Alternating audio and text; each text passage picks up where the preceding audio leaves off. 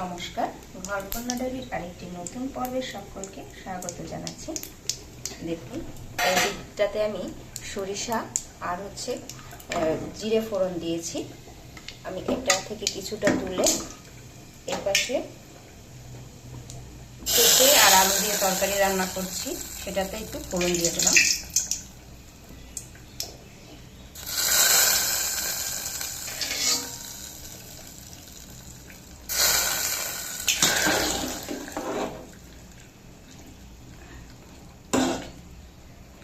আর এইদিকে এই ফোড়নের তেলের মধ্যেই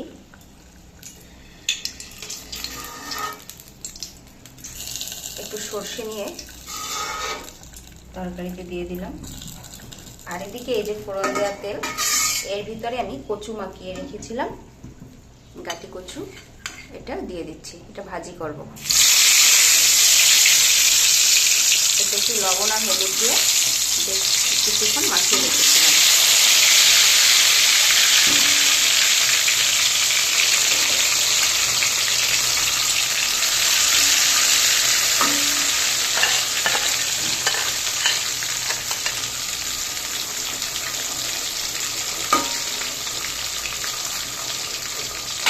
এটাকে ঢাকা দিয়ে দেব। আর এদিকে তরকারিটা আমি নাড়া দিয়ে দিচ্ছি। তরকারিটা আমি আগে সিদ্ধ বসিয়েছিলাম জল দিয়ে, লবণ আর হলুদ দিয়ে। এবারে ফোড়ন দিয়ে দিলাম। এটাকে ভালো করে নেড়ে চেড়ে মিশিয়ে দেবেন। যারা যারা অতিরিক্ত ঝাল মশলা খেতে পারেন না, তারা এইভাবে করে খাবেন, ভালো লাগবে। আর সর্ষে ফোড়ন দিয়ে পেঁপে খেতে কিন্তু বেশ ভালো লাগে।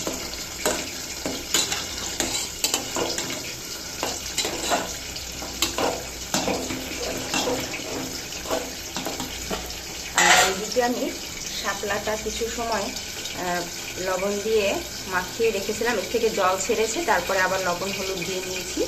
কচুটা তুলে তারপরে শাপলাটা আবার ভাজবো। আজকে সকালের খাবার এটা। আর ভাত হয়ে গিয়েছে আমার।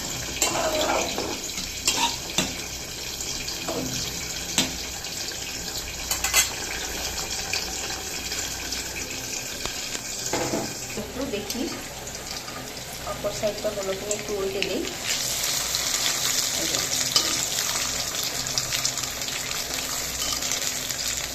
জিরেটা তো একটু বেশি লাল হয়ে গিয়েছে, তাই উল্টেই দিই একবার, তারপরে আবার ভাজবো। কম আছে, বেশ অনেকটা সময় ধরে ভাজতে হবে, একদম নরম হয়ে যাবে। এরকম কচু ভাজা খেতে কিন্তু বেশ ভালো লাগে। সাথে কালো জিরে ফোড়ন অথবা সরিষা ফোড়ন, যখন যেটা থাকে। আবার ঢাকা দিয়ে দিচ্ছি।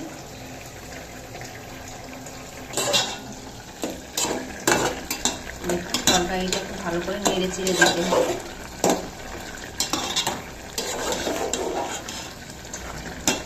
পেঁপে আলুর তরকারি। ভাত হয়ে গিয়েছে।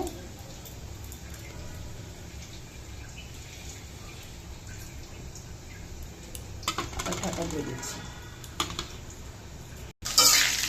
দেখুন, কচু ভাজাগুলো আবার একটু উল্টে পাল্টে দিচ্ছি। এরকম বেশ সময় নিয়ে কম আছে ভালো করে ভাজতে হবে, তাহলে কচুগুলো সিদ্ধ হয়ে যাবে আর খেতেও ভালো লাগবে।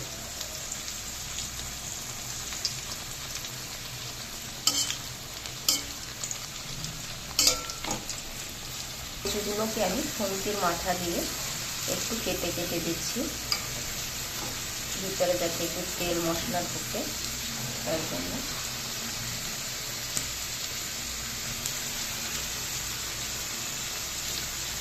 আর তাড়াতাড়িও ভাজাটা হয়। এই যে আমার ছোটো কচুগুলো কিন্তু ভাজা হয়ে গিয়েছে, এগুলোকে আমি তুলে নিচ্ছি।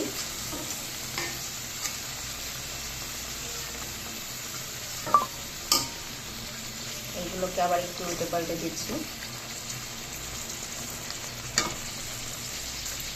দেখুন, এরকম একটু খুন্তির মাথা দিয়ে কেটে কেটে দিলে ভালোভাবে সিদ্ধ হয়ে যায়। এটা হয়ে গিয়েছে, এটা তুলে নিচ্ছি।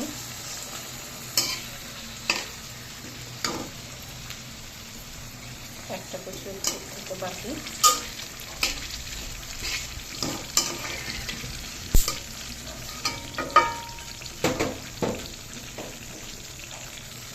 থেকে কিছুটা এই যে সর্ষে ফোড়ন নিয়ে কচুর সাথে তুলে নিচ্ছি।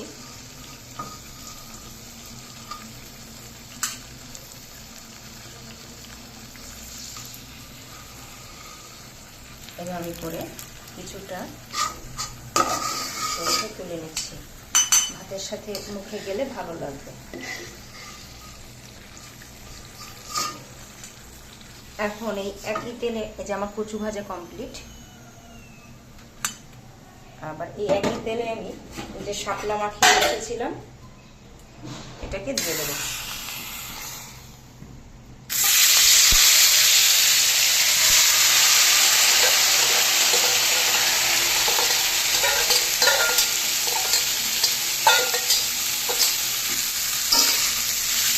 শাপলাটা ভাজতে বেশি সময় লাগবে না, যেহেতু শাপলাটাকে আমি আগেই লবণ দিয়ে মাখিয়ে রেখেছিলাম, এটা জল ছেড়ে দিয়েছে। এখন অল্প সময়ের মধ্যে শাপলা ভাজি হয়ে যাবে।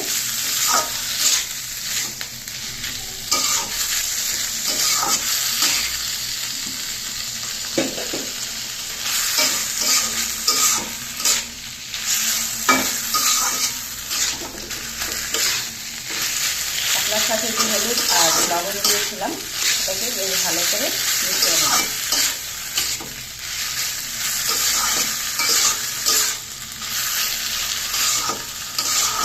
এবার এটা হতে থাক। আর দেখুন এদিকে আমার কচু ভাজা আর তরকারি, এটা হচ্ছে একটি সকালের খাবার। সকালবেলা উঠে আমি রান্না করে ফেললাম। আর এদিকে ভাত।